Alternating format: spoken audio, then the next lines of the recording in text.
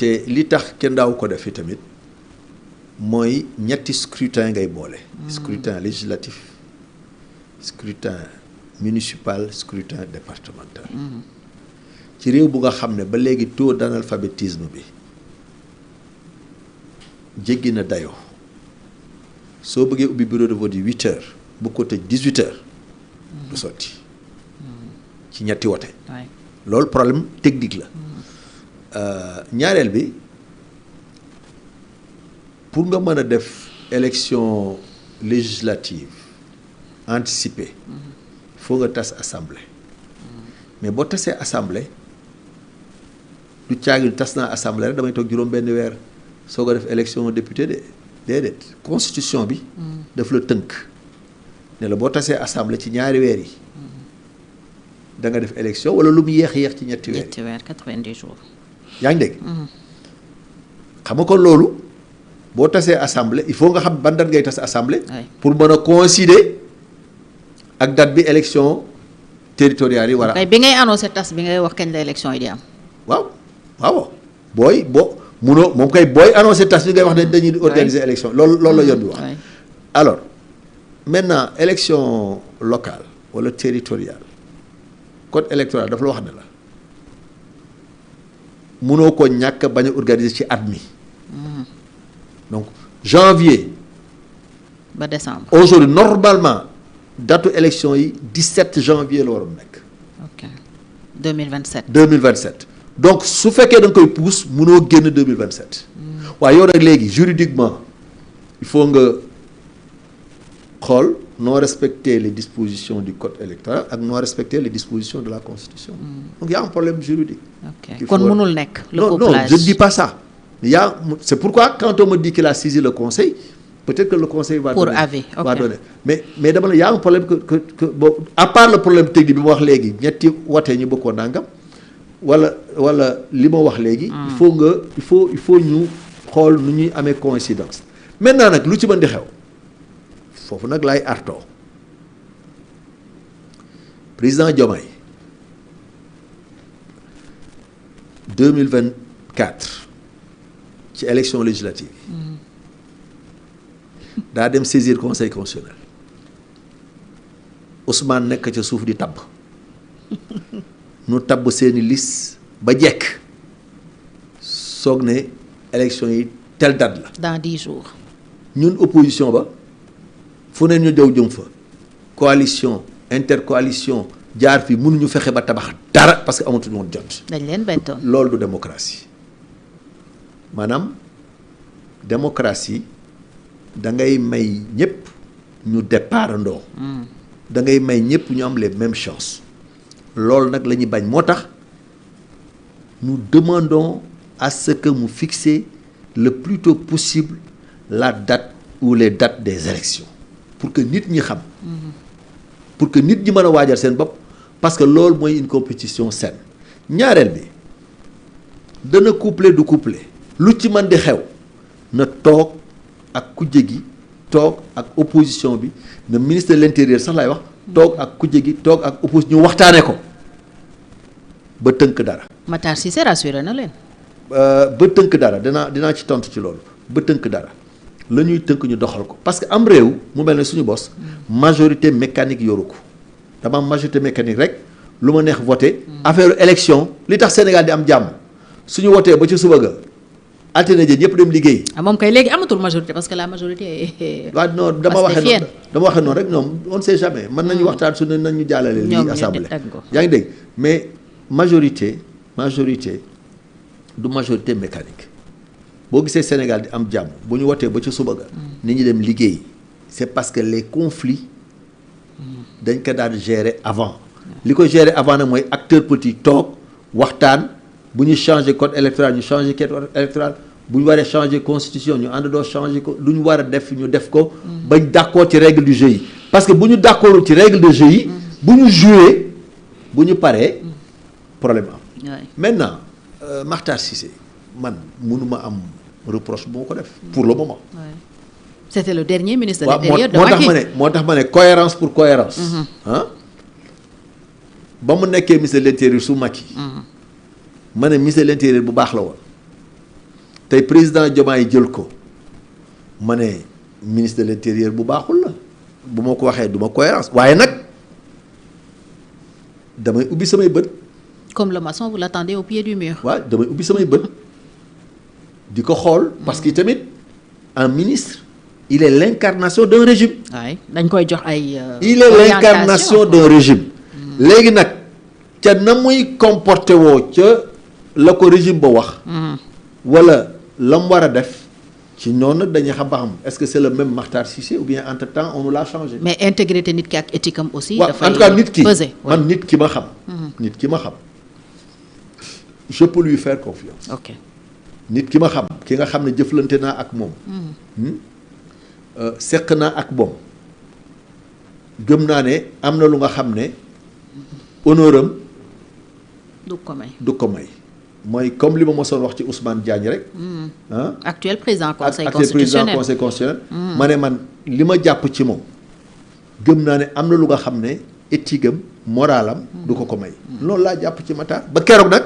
ngay gis leneen. may gis leneen. d'accord nekkoon nga président groupe parlementaire ci assemblée nationale Ousmane Sonko mooy président assemblée nationale depuis quelque temps même si c'est une élection contestée mais comme yoon dogalagul leneen il reste au perchoir li mu jot a doxal nan nga ko ci évaluer en tant que ancien député ancien président de groupe est-ce que c'est bien parti wala pour yow fi ñu jëm ak Sonko à l'assemblée nationale li muy xeeñ neexul. xam nga bon d'abord comme loolu comme nañ ko tëb mais ni mu nekkee député moom ni mu nekkee. ni mu delloo assemblée nekk président moom man jàpp naa du yoon warul woon nekkaat député a fortiori nekkaat président assemblée nationale.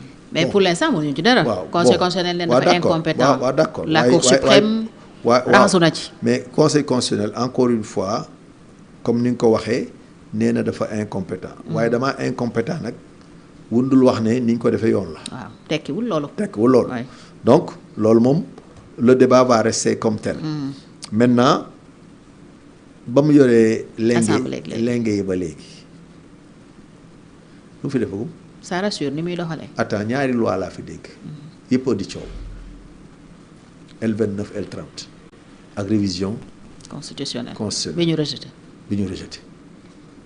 que fi doon ni bilan zéro la. ak li mu annoncé aussi. par exemple keroog Mbacké def na déclaration ne mën na daaneel gouvernement bi ci am loo xam ne buñ ko doxalee. parce que moo détenir la majorité. waaw xam nga. ne aussi par exemple du présider séance boo xam ne vote bloqué da ciy am alors que vote bloqué loo xam ne la constitution moo ko prévoir. en faveur du gouvernement mais bu ko defee bu doxalut li nga xam ne moom la constitution bi wax mais buñ demee conséquence mu tiri ko rek. ñu rejeté xam nga loolu moom. cëggal xam nga nit day xeex ak ku mën a xeexal xam nga am xel mooy nga xam ne lii sa bopp àttan na ko nga yanu ko sa bopp àttanu ko nga teg ko ci suuf lii sa doole may na la ko nga doxale ko sa doole may la ko nga teg ko ci suuf on ne peut pas se battre contre l'État nit donc doole état dafa xajul ci kenn parce que état dooleem daanaka doole yàlla la xajul ci kenn donc jéem a jàkkaarloo ak état ak ay institutions loolu mooy ñàkk xel ñàkk expérience bëgg am taxawaay bu nga xam ne kenn du xam taxawaay lu mu doon. alors mënoo def politique nekk président assemblée nationale. jël constitution bi nga xam ne mooy ndey charte réew mi nga teg ko fële ne man lu ma neex rek laay def ak sama majorité oui man nga def ak lu la neex sa majorité waaye boo demee conseil constitutionnel mu retoqué la rek. ñu dàq nga dellu ginnaaw ça sert à quoi.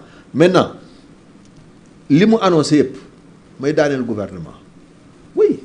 assemblée nationale am na sañ-sañu. def motion de censure def motion de censure. waaye nag na xam ne aussi. président de la république. am na sañ-sañu boo daaneelee premier ministre bi mu falaat ko. la minute qui suit. à la minute qui suit donc ça va faire quoi léegi mën nañu léegi bu ñu ko falaatee la minute qui suit nga suba nga. nee na mu daaneelaat ba keroog ñuy am. waaw mais xam nga loolu moom yëfu xale la. te gis nga loolu lu indi instabilité. non dama ne yëfu xale la gis nga moom nee na am na ambition jiite réew soo amee ambition jiite réew da ngay responsable dafay am wax ju nga xam ne doo ko wax wala boo koy wax na nga ko mën xam nga mook président Diomaye ñoo yem foofu parce que président Diomaye fii la ñu nangam coow li ñëw dana ñëw def déclaration de politique générale mu ne du ñëw dana kii non waxtaan na ak Ousmane dina ñëw le 12. le 13. le 13 le 12. ci guddi mu tas assemblée. xam nga yooyu nañ bàyyi yooyu. yooyu nekk lu nga xam ne dana tax nit ñi weg la te ba illaa yow bi dañ koy nettali di ko nettaliwaat. te tax nit ñi duñu am confiance. il faut restaurer la confiance à nos institutions. Obama waxoon na ko de gis nga réew. wala muy samp dëgg-dëgg. du am ay président yu fort de bu ma wax président nag wax bari président assemblée mais day am des institutions fortes te loolu la Sénégal wane en 2024. ci alternance yëpp day waaw en 2024 su conseil constitutionnel. waaw amuloon taxawaay bi mu am. peut-être que kon Macky day dàq élection yi leneen la ñuy waxaat donc loolu mooy réew. donc conseil constitutionnel. day xool lu dëppoo. léeg-léeg mu àtte lu nga xam ne ñu ci d'accord. mais ça s'impose à tous. mais ça s'impose à tous. donc alors déclaration boobu ak attitude bi mu jot a am depuis mu nekk président qu'est-ce que ça augure que day nekk assemblée boo xam ne day incarner la plénitude de ses prérogatives wala dafay nekk un prolongement de la dualité avec Diomaye. ci lan la ñu mën a yegg. seen diggante ñoom ñaar ak institution yi xam nga li ñu mën a yegg mooy mbiicoo Kambalo. mooy seen xeexu Pastef boobu. ñu prolongé ba kee war a créer parti ñu prolongé ko à travers l'exécutif et le législatif. te loolu ñoom du leen honoré du honoré sunu réew. xam nga lee xew barki démb ba ñuy def révision constitutionnelle ñu dugal gendarme yi ci biir. ñuy pamte ab député di ko toroxal di ko humilier xam nga loolu rafet c'est-à-dire que mu nekk foo ubbi ci télé boo ubbi rek. fekk fa loolu ça ne nous honore pas te yàlla xam ne Abdou Mbow moo amoon dëgg c'est-à-dire que Abdou Mbow amul woon taxawaay boobu pour perturber wala nanga parce que boo poser question préalable am nga droit revenir at kooku c'est le règlement intérieur de l'Assemblée bu rapporteur waxee président commission wax ki député bu kii wax am nga droit nga ñëwaat donc lu mu doon laaj droit am la woon mais moom xaw ma daa xamul xaw ma dafa bëggoon a nekk dictateur xaw ma lu mu bëggoon def ba empêcher ko loolu jaaduwul te ña bokk Pastef yàgg assemblée am expérience am na ci ñoom dégg naa ñu ko wax ne ko bàyyi ko mu wax parce que là naa le droit alors yow joxoon nit ki droit pare nga woo force de l'ordre yi. force de l'ordre yi dugg foofu di pamte député bu fekkee ne image yooyu moo nar a continuer. ak mbii cooka mballoog président de la république loolu dafay nësaxal suñuy institution te moom ni waxee jekk na pour loolu xam nga. une assemblée buy arrangé wu plénitude de ses pouvoirs mënul nekk une assemblée à majorité mécanique gis nga bu ñu bëggee une assemblée bu nga xam ne dañ koy wekk dañuy waxtaan ak moom dañuy diisoo ak moom nañu fexe ba assemblée ba benn parti du fa am benn domination bi benn parti moom dong du ñëw am majorité qualifiée parce que bu boobaa loi bu ñuy dugal bu fekkee dañoo soxla majorité simple daañu waxtaan ak yeneen député yu nga xam ne bokkuñu ñoom seen groupe pour que buñ ca àggee ñu voté ko su fekkee dañu soxla majorité qualifiée daañu waxtaan ak un plus grand nombre de députés yu farul ak ñoom pour que buñ fa àggee ñu voteel ko. Et ça garantirait davantage l'intérêt du peuple sénégalais. Non seulement ça garantit l'intérêt du peuple sénégalais, mais mieux, ça va crédibiliser l'Assemblée nationale. Bu boobaa foofu la ñuy wax naan le débat politique se passe à l'Assemblée. Oui. Parce que c'est entre différentes composantes, entre différents groupes, ñuy waxtaan ba am ay consensus. dina nekk itam le lieu par excellence du dialogue politique. Du dialogue politique. Oui. Foofu débat politique loolu lañu bàyyi assemblée bi. nga xam ne président Pastef moom comme yàlla bu ndaw bu ne weex na gaa yi ne tàll bu ne ñuul na gaa yi ne kuk bu ne xonq na gaa yi ne coy. est-ce que mais li fi xew nii même nguuru Macky Sall léeg-léeg da nga daan dégg. député jóg de d'accord moo ci li ñu wax ni nguur président Abdoulaye Wade da nga daan dégg député bu bokk ci wax jóg na man d'accord ba ci lii. mais fii doo ko dégg. le 23 juin d'ailleurs beaucoup de députés s'étaient opposés. ma ngi noonu mais fii doo ko dégg. bu leen neexee ñoom ñëpp sol lu weex. bu kilifa gi duggee ñoom ñëpp ñu jóg raj mais quand même. il faut il faut honte à l'institution parlementaire. député du loolu. configuration bi ngay wax mun nañ ko yaakaar ci prochaine législative yi bu président tase assemblée parce que opposition peut-être dina essayer revenir en force. xam nga. Diomaye dina am lu mu coppati ci Sonko. yow xam nga man xam nga du ma wax au hasard. effectivement bi may wax loolu en ligne de mire loolu laa foog man dama bëgg bu ñu delluwaatee ci élection législative le groupe de l'opposition républicaine